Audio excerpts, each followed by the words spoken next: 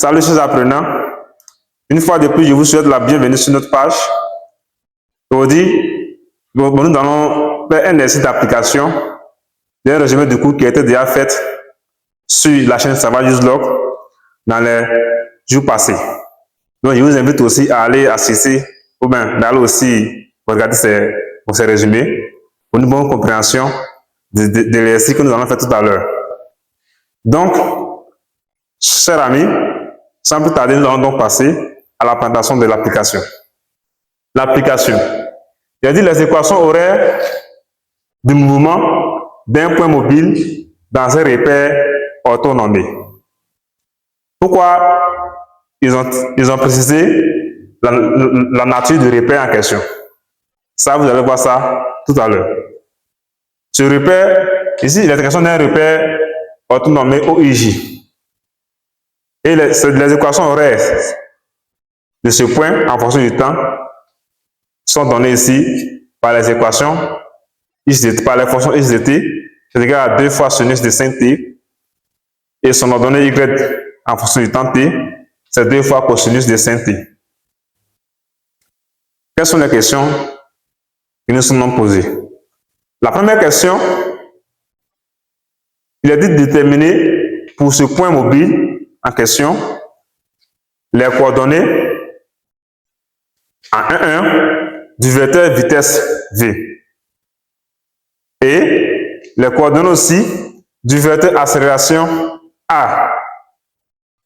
Après avoir déterminé les coordonnées du vecteur vitesse et du vecteur accélération, la deuxième question, il est question donc de calculer les valeurs, autrement dit les normes de ces deux vecteurs.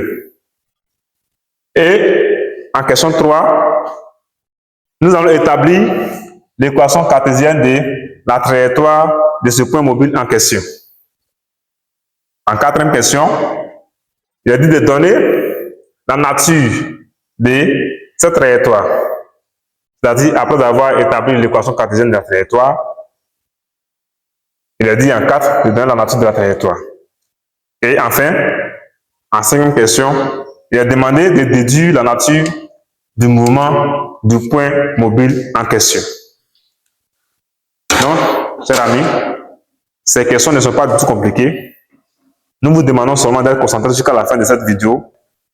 Donc, on va nous passer à la résolution de l'exercice. Résolution. On va d'abord essayer de répondre question après question. La première question. En 1,1, vecteur vitesse. Du vecteur vitesse v.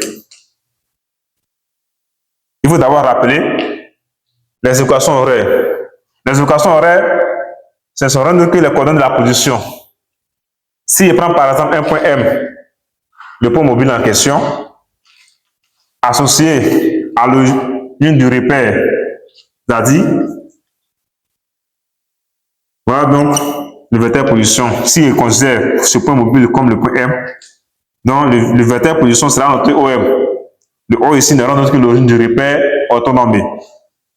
Donc, ici, X. Bon, cette expression, en fonction de T ici, ils ont mis X de T, on peut également écrire X tout simplement. Voilà, X de T, ça veut dire que c'est une fonction à variable T. Donc ici, on a 2 fois sinus de 5T. Et Y aussi également, ça fait ici 2 fois cosinus de 5T. Donc, voici le vecteur position. Donc, on nous demande de déterminer les composantes ou bien les coordonnées du vecteur vitesse. Comment nous allons faire? Connaissant les composantes ou bien les coordonnées du vecteur position. On vient voir la ligne. Nous savons que par définition du vecteur vitesse d'un point matériel, il faut noter que le vecteur vitesse d'un point matériel est égal à la dérivée du vecteur position par rapport au temps t. Donc, nous allons donc partir à la base de cette expression pour pouvoir déduire les composantes du vecteur vitesse en question. Donc, s'il y a le vecteur position, Pour pouvoir trouver le vecteur vitesse, qu'est-ce qu'il faut faire? Il faut tout simplement dériver le vecteur position. C'est si on avait aussi les composants du vecteur vitesse et qu'on nous demandait les composants du vecteur position, qu'est-ce qu'on allait faire? On allait tout simplement intégrer les composants du vecteur vitesse pour avoir les composants du vecteur position. Il était disant que, je vais rappeler ici, c'est tout la question 1. Il était disant que le vecteur vitesse n'est rien d'autre que la dérivée du vecteur position par rapport au temps t. Et pour dériver un vecteur, pour connaissant ses composantes, revient à faire la dérivée de ses composantes par rapport au temps t.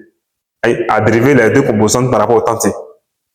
Donc, pour ce faire, on va donc dériver chaque composante du vecteur position. Je vais d'abord poser ici. La dérivée de is, c'est ce que vous notez généralement is point. Mais ici, comme c'est un vecteur v, le vecteur v utilise ses composantes. D'abord, le vecteur v, ses composantes. On a la composante v suivant is. Comme c'est la vitesse suivant l'ordonnée is, donc je vais dériver la position is par rapport au temps t. Parce que c'est la vitesse suivant is. Donc je dérive le is par rapport au temps t. La composante y de mon vecteur vitesse est v suivant y. Je vais donc, comme c'est v suivant y, cette fois-ci, je vais dériver y par rapport au temps t, tout simplement. Et cette expression, c'est ce que vous notez généralement is point. Ça, c'est la dérivée. Oh, une fois ou bien la dérivée première de is point ou bien y point. C'est la même chose. Donc voici is qui est là, c'est-à-dire 2 sinus de t. Et 2 sinus de sin t, y c'est 2 sinus de sin t. Donc il vient ici, or dérivée de is par rapport au temps t égale à quoi? Donc c'est égal à la dérivée par rapport au temps t.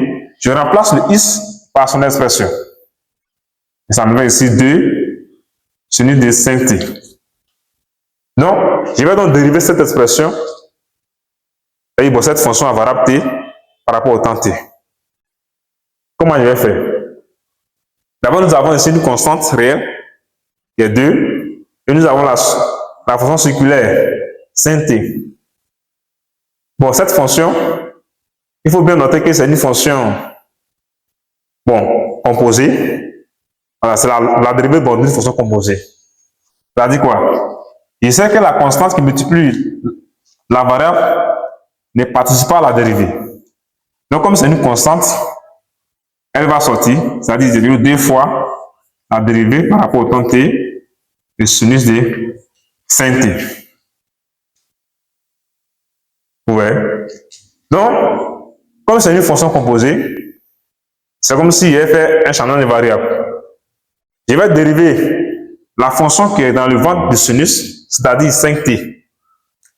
Je fais la dérivée de 5t multipliée par l'image de 5t par la dérivée de la fonction sinus.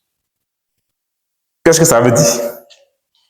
Ici, ça veut dire 2 d'abord qui est là, multiplié la dérivée de 5t par rapport au temps t, ça me fait ici 5.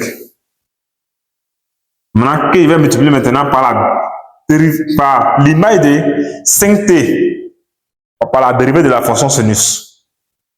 Or, quand me voit donc la dérivée de la fonction sinus, la dérivée de la fonction sinus, ce n'est rien que la fonction cosinus.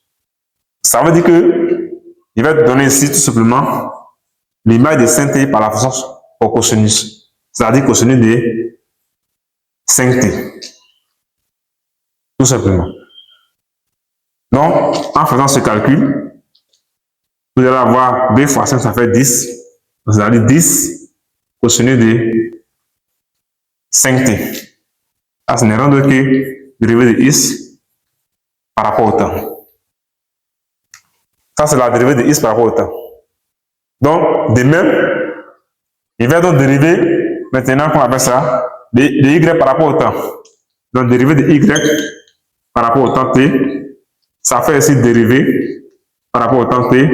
Je remplace la fonction y par son expression, c'est-à-dire 2 cosinus de 5t. Et il va dériver.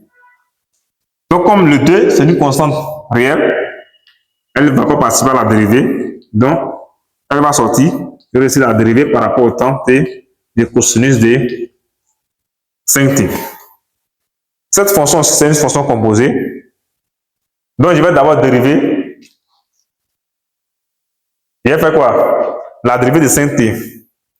Et je vais multiplier la dérivée de 5t par l'image de 5t par la dérivée de la fonction cosinus.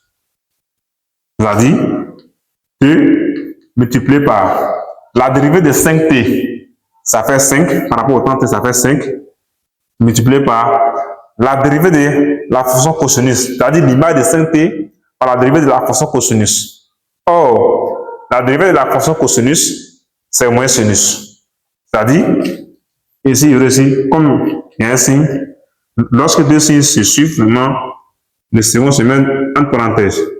Donc, moins sinus ici, donc c'est à cause de ce signe qui a mis le facteur ici, moins sinus de 5t, tout simplement. C'est-à-dire, dérivée de y par rapport au temps t, c'est égal à combien? 2 fois 5, ça fait 10. Fois moins 1, à cause de ce moins-là, donc je serai ici moins 10. Sinus de 5t. Donc, comme j'ai maintenant la dérivée de x par rapport au temps t qui fait 10 fois cosinus de 5t, et la dérivée de y par rapport au temps t qui fait moins 10 sinus de 5t, alors je peux donc déduire les composants du vecteur vitesse v en question. C'est-à-dire, donc,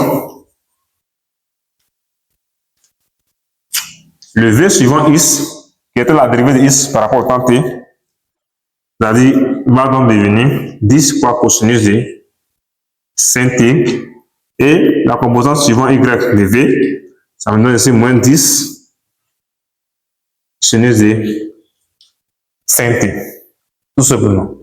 Donc, chers amis, voilà donc les composantes du vecteur vitesse v en question.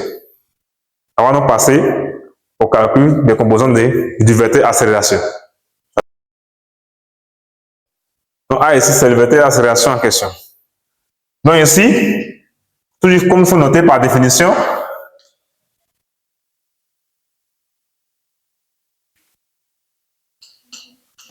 du vecteur accélération,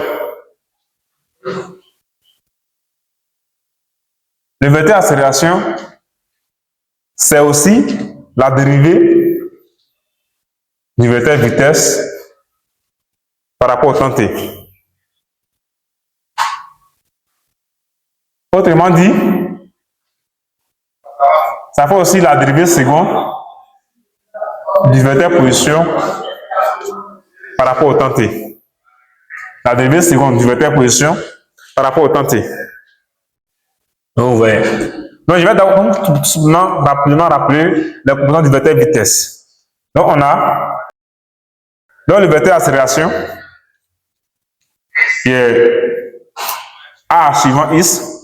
Ça fait ici dérivé de la vitesse v suivant x par rapport au temps t. Et A suivant y, ça fait ici dérivé de la vitesse v suivant y par rapport au temps t.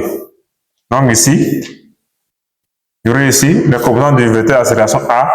Donc A suivant x, A suivant y. Le A suivant x, toujours la constante qui est là ne participe pas. La constante qui est là ne participe pas à la dérivée. Donc, en appliquant la même méthode que j'ai utilisée pour le vecteur vitesse, on va obtenir quoi? Le 10 multiplié par 5, et la dérivée de 5t, ça fait 50. Donc 50 multiplié par l'image de 5t par la dérivée de la fonction cosinus qui fait moins de sinus. Donc, si ils vont engendrer un moins ici, c'est-à-dire on aura moins 50 sinus de 5t. Si c'est moins 50 sinus de 5t, pour celui qui est là, la dérivée de... D'abord, moins 10 ça ne va pas participer à la dérivation. Donc, c'est comme si d'abord il y a 10, puis la dérivée de moins sinus, c'est moins cosinus. Vous voyez? Ou bien soit, si je veux, je garde toujours bon, le moins, ça va tout moins 50 aussi, multiplié par cosinus de 5t. Vous pouvez vérifier là-bas après, par le calcul. Donc, voici donc les composantes du vecteur accélération. On va donc passer à la troisième question. Il est donc question de déterminer les nombres des deux vecteurs que nous avons déterminés. La question numéro 2. La norme de V. Norme de V.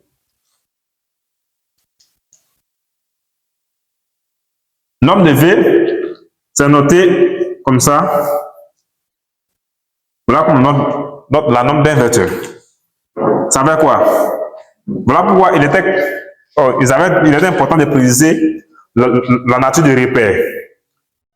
Lorsque nous sommes dans un repère orthonormé, ça fait donc la racine carrée de ses du carré de ses composantes, de la somme des carrés de ses composantes, c'est-à-dire V suivant X au carré plus V suivant Y au carré. Donc, en remplaçant V suivant X au carré et V suivant X et V suivant Y par les différentes expressions, on aura ici racine carrée V suivant X, ça fait 10 fois cosinus de 5t. C'est comme si ici 10 cosinus de 5t,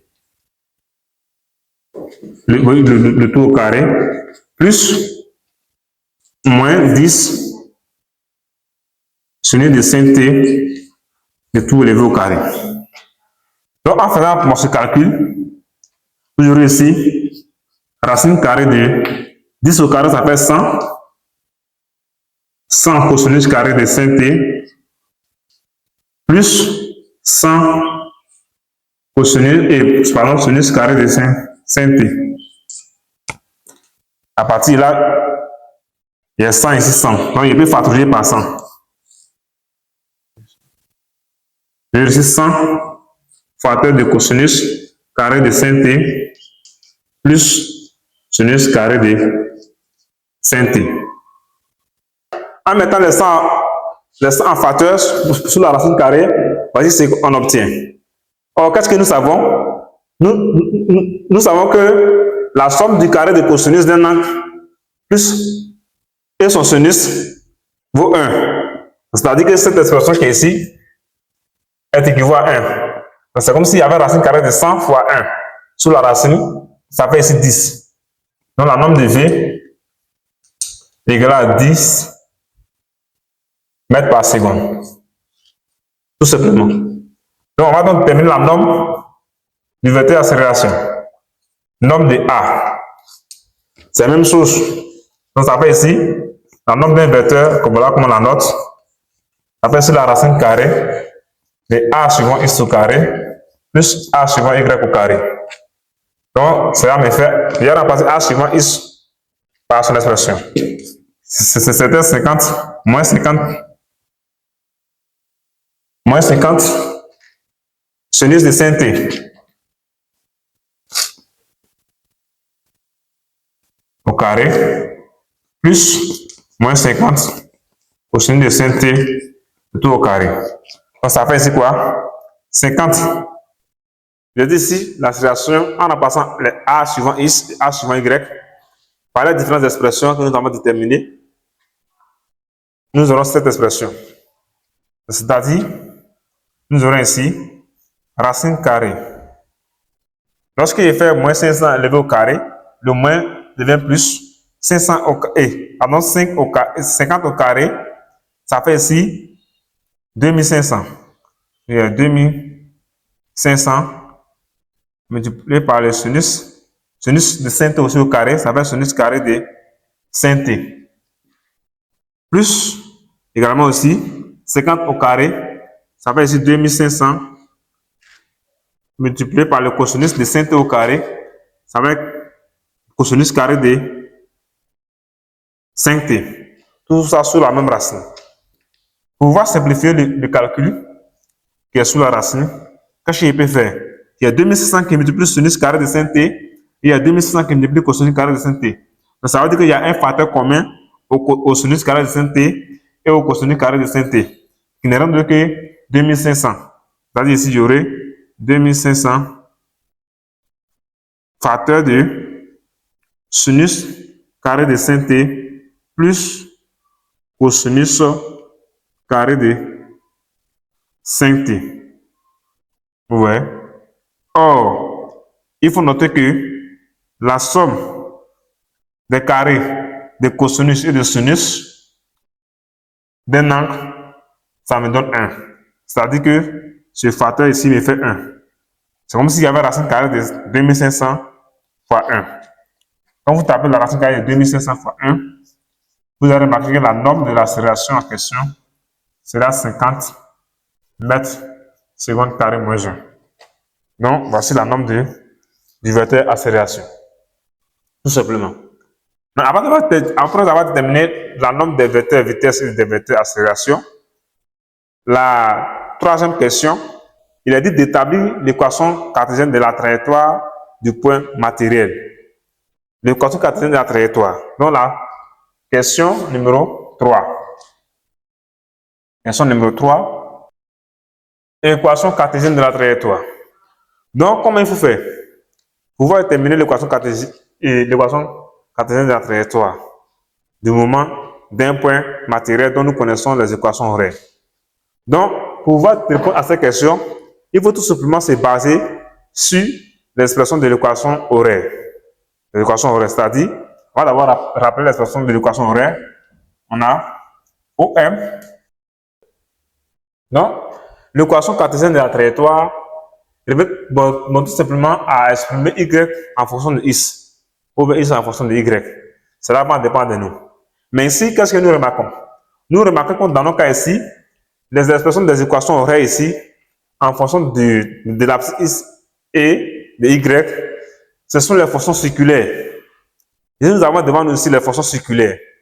Quand on parle des fonctions circulaires, on parle donc des fonctions sinus et les fonctions sinus, les fonctions cosinus et les fonctions tangentes, c'est-à-dire les fonctions de trigonométrie. Donc on a ici les fonctions de trigonométrie. Donc avec les fonctions de trigonométrie, comme sinus et cosinus, voilà comment il faut déterminer l'équation cartésienne de la trajectoire d'un point dont les équations horaires composent les fonctions trigonométrie. Donc voilà comment ça se passe. Ici, en élevant, en faisant la somme de x au carré et de y au carré, il y aurait quoi? On a x au carré plus y au carré. Ça me fait quoi? Je remplace le x par son expression égale au carré, c'est-à-dire 2 sinus de 5t de tout au carré qui est mon x, plus encore y aussi qui fait de même, c'est-à-dire 2 cosinus de 5t de tout au carré. En faisant ça, il y aurait x carré plus y carré qui serait égal à quoi? Lorsqu'il y aura 2 au carré, ça me fait 4. Donc 4, qui va multiplier sinus de 5t au carré, ça fait sinus carré de 5t, plus 2 au carré ici aussi, ça fait 4. Cosinus de 5t au carré, ça fait cosinus carré de 5t. Donc, avec les fonctions trigonométrie, voilà comment il faut, voici une manière très claire pour déterminer l'équation cartésienne de la trajectoire. Donc, qu'est-ce qu'il y a fait? Il y a x carré plus y carré. Sinus carré de 5t et cosinus carré de 5t, ils ont un facteur commun. Quel est donc ce facteur? C'est rien d'autre que 4. Donc, vous voyez. Donc, par conséquent, je vais donc essayer de mettre le 4 en facteur. Quand je mets le 4 en facteur, ou bien en crochet, il y aurait sinus carré de 5t plus cosinus carré de 5t. Or, qu'est-ce qu'il faut savoir? Depuis la classe de troisième, le carré de cosinus, la somme des carrés de cosinus et de sinus d'un angle nous donne 1. C'est-à-dire, ce facteur est équivalent à 1. Donc, si ce facteur est équivalent à 1, c'est comme j'ai x carré plus y carré qui est égal à 4 fois 1, ça fait 4. Donc, ça, je peux aussi écrire comme ça. X moins 0 est tout au carré. X moins 0 tout au carré est égal à x carré. Et puis aussi, plus y moins 0 au carré aussi, ça me donne y au carré. Si vous voulez, avec la identité remarquable, vous pouvez essayer de démontrer ça, de vérifier ça. Et ici, j'ai le 4, ça me fait combien? 4, c'est le carré de 2, c'est-à-dire 2 au carré. Donc, voici ça. Donc, une telle équation cartésienne est sous la forme de l'équation d'un cercle. Vous voyez? Donc, ça veut dire c'est l'équation d'un cercle qui est là. Donc, tout donne la combinaison produit. Ah, c'est l'équation cartésienne de la trajectoire. Bon. Pour cette question, je peux tout simplement m'arrêter ici. Voilà. Je peux tout simplement m'arrêter ici. X carré plus Y carré égale à 4. Ou bien, je peux aussi aller jusqu'ici, m'arrêter là. Ça dépendra de moi. Donc, on va donc passer à la question suivante. Il n'est donc que de donner la nature de cette trajectoire. Toutefois, ce sont les questions qui reviennent beaucoup. Après avoir déterminé l'équation cartésienne de la trajectoire, il faut toujours s'attendre à la question de la nature de la trajectoire. Donc, c'est très important. Ici, c'est la question numéro 4. Disons, c'était la question numéro 4. Comment on va répondre à cette question? Donc, chers amis, c'est très facile.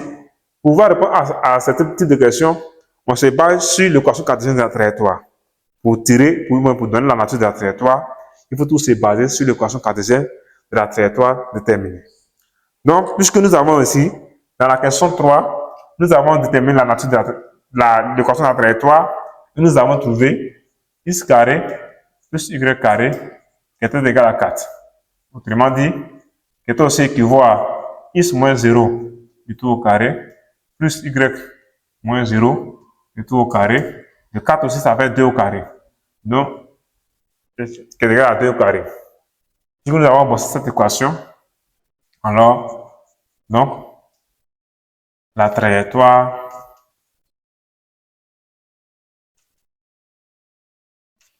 puisque c'est l'équation d'un cercle. Donc, la trajectoire ici est un cercle. Un cercle est caractérisé par deux éléments.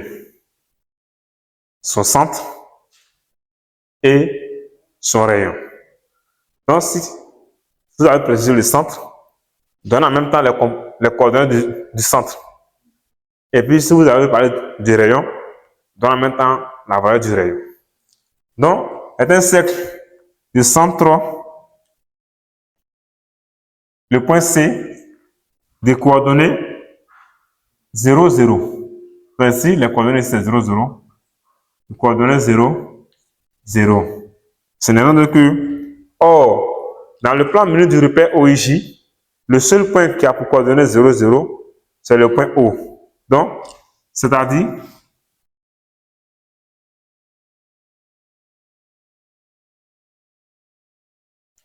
le point O, l'origine du repère, et des rayons R égale à 2. On va 4. On prend le nombre qui est là. 2. Tout simplement. Donc voici la nature de la trajectoire. Ouais. Donc, chers amis, après avoir déterminé la nature de la trajectoire, on va donc répondre à la toute dernière question, qui n'est donc que la nature du mouvement du point matériel. Donc, si vous connaissez la nature de la trajectoire, à partir de la nature de la trajectoire, vous pouvez donc déduire la nature du mouvement.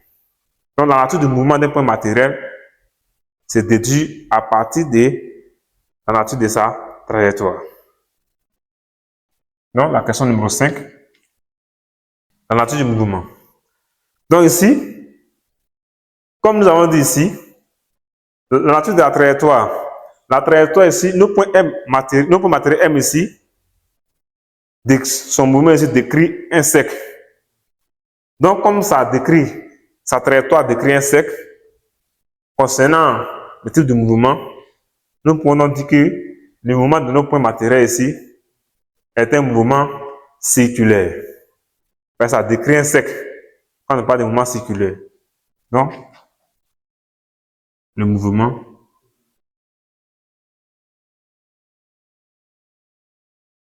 est